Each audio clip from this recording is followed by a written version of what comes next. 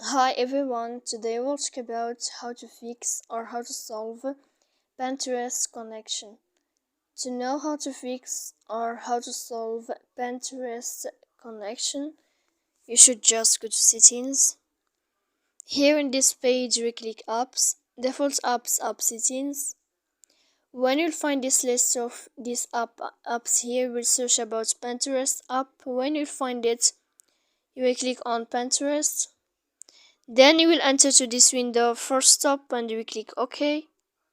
Here we go to click storage. After that we click clear cache. And in the end you can go to your Wi-Fi here and you will click to turn off your Wi-Fi. So please don't forget to support us by like and subscribe. See you next time in another video and thank you for your attention and your watching.